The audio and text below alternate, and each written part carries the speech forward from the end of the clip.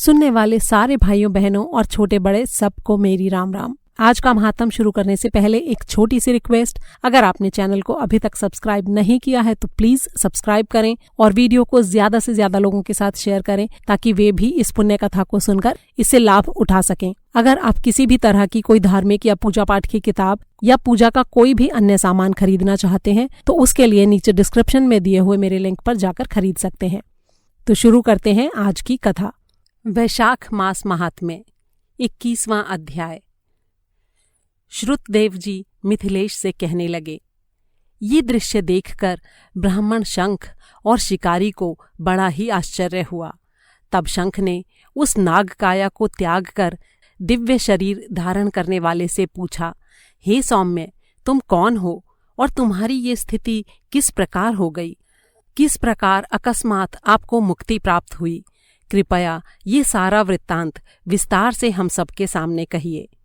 जब शंख ने उससे इस प्रकार का निवेदन किया तो वो दंडवत प्रणाम कर और श्रद्धा सहित हाथ जोड़कर निवेदन करने लगा, इस सर्प योनि से पहले मैं प्रयागराज में ब्राह्मण था।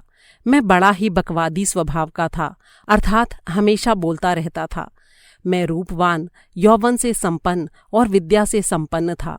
मैं कुसीद मुनि का पुत्र था। मेरा नाम रोचन था। एक बार वैशाख मास में जयंत नाम का एक बड़ा ही धर्मात्मा और अनुरागी ब्राह्मण मेरे ही क्षेत्र में निवास करने वाले एक दूसरे पुण्यात्मा ब्राह्मण को भगवान विष्णु को प्रिय वैशाख मास के धर्मों की कथा सुनाने लगा। इस कथा को सुनने के लिए हजारों नर नारी और अनेक वैश्य, क्षत्रिय, शूद्र, स्त्री पुरुष सुबह स्नान करके अविनाशी भक्त भयहारी भगवान मधुसूदन की पूजा करके बड़े ही प्रेम से उस कथा को सुनने लगे। ब्राह्मण जयंत कथा कहते थे और सारे नर नारी मौन धारण करके एकाग्र मन से भगवान वासुदेव की कथा में लीन होकर सुनते थे। वैशाख के धर्म में लीन होकर उन्होंने दंभ, अहंकार और आलस्य और प्रमाद को त्याग दिया था। मैं भी बड़े ही कौतूहल से इस धर्म कथा की सभा में जाता था। मेरे शीश पर पगड़ी शोभायमान रहती थी। मैं सबको नमस्कार करके उत्तम वस्त्र धारण किए और मुख में पान चबाते हुए और कंचुक धारण किए हुए वहां जाकर बैठ जाता था। सभा में जाकर मैं लोक चर्चा करने लगता था। इस प्रकार मेरे वहां जाकर लोक चर्चा करने से वैशाख मास की पावन कथा में बाधा उत्पन्न होने लगी। मेरे इस मूढ़ता भरे कार्य के कारण मेरी मति भ्रष्ट हो गई और मेरी आयु कम हो गई। मैं सन्निपात रोग से ग्रसित हो गया और इसी रोग के कारण मेरी मृत्यु हो गई। यमदूत मुझे पकड़कर भयानक नरक में ले गए। वहाँ 14 मनवंतरों तक मैं अनेकों प्रकार के दुख भोगता रहा। इसके बाद मैंने 84 लाख योनियों में जन्म लेकर अनेकों और दुख भोगे। इसके बाद मैं सर्प योनि को प्राप्त करके इस पेड़ के कोटर में आकर निवास करने लगा।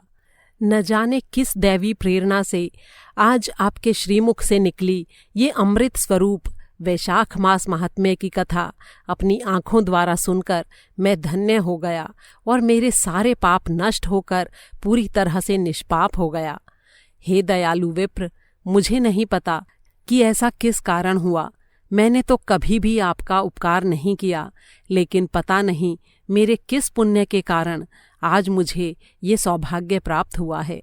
हे प्रभो, आज आप मुझे इतना तो अनुग्रहित कर ही चुके हैं, अब ये कृपा और करें कि मेरी अंतरात्मा हमेशा धर्म का पालन करे और मैं हमेशा निष्कलुष रहूं और मुझे उत्तम गति और विष्णु भगवान की अनन्य भक्ति प्राप्त हो।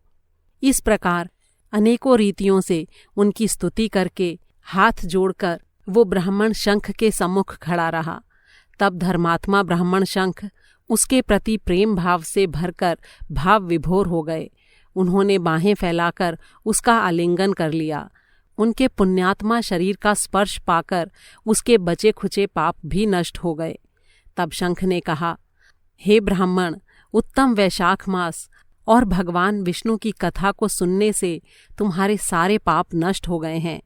अब तुम एक धर्मात्मा ब्राह्मण के घर जन्म लोगे और उस जन्म में वेद शर्मा के नाम से विख्यात होओगे। तुम सारी विद्याओं में निपुण होगे।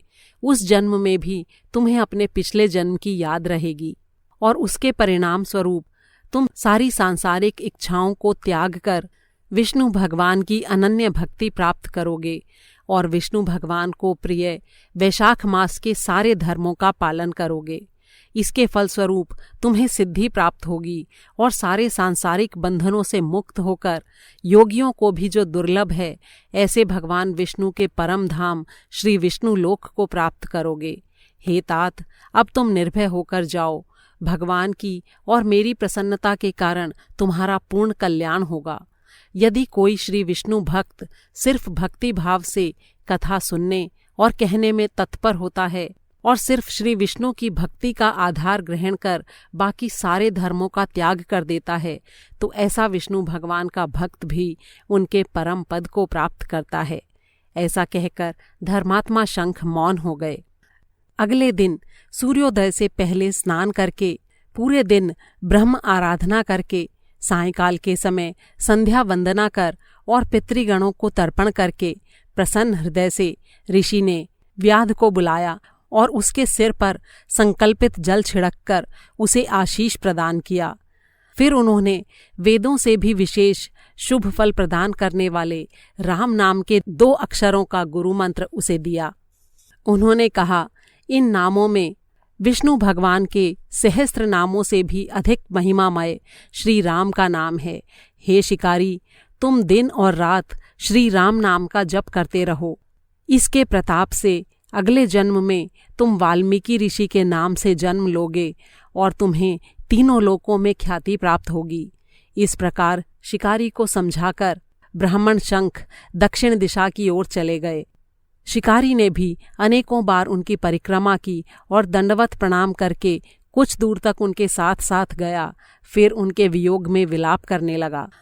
कुछ समय बाद चित्त थोड़ा स्थिर होने पर वो ब्राह्मण शंख के बताए हुए कर्तव्यों का पालन करने लगा। उसने वन के उस भाग को अच्छी तरह साफ करके उस जगह प्याऊ लगा दी। वन के उस भाग से गुजरने वाले थके हुए पथिकों की वो सेवा करने लगा।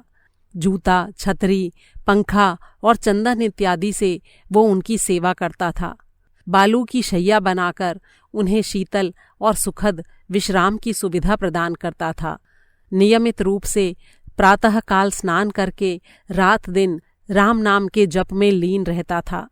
इस प्रकार वैशाख मास के धर्मों का पालन करते हुए और राम नाम जपते हुए ही उसने अपना जीवन पूरा किया। उसके बाद उसने कृणु नाम के तपस्वी के घर जन्म लिया। कृणु तपस्वी ने एक जलाशय में अनेकों सहस्त्रों वर्षों तक कठोर तप किया था। तप के अतिरिक्त उन्होंने सारे कार्य त्याग दिए थे। बहुत लंबे समय तक समाधि में रहकर तप करने के कारण उनके शरीर पर सांपों की बांबी बन गई थी। जब उनकी तपस्या पूरी हुई तब कृणु ऋषि को रमणियों के प्रिय शब्द कानों में सुनाई पड़ने लगे। तब उनका मन चंचल होकर आंदोलित हो गया और उन्होंने भील जाति की एक स्त्री को अपने घर लाकर पत्नी के रूप में अपने साथ रख लिया। उससे उन्हें वाल्मीकि नामक पुत्र प्राप्त हुआ। इतना कहकर मिथिलेश से श्रुतदेव जी ने कहा, हे राजन, उत्तम वैशाख मास के महत्व को देखिए। मात्र एक जूते का दान करके उस शिकारी को भी दुर्लभ ऋषि पद प्राप्त हो गया। जो भक्तजन इस कथा को सुनेंगे या अन्य श्रोताओं को सुनाएंगे वे पुनर्जन्म रूपी संसार के चक्र से मुक्त हो जाएंगे। बोल श्री विष्णु भगवान की जय। 21वां अध्याय समाप्त हुआ।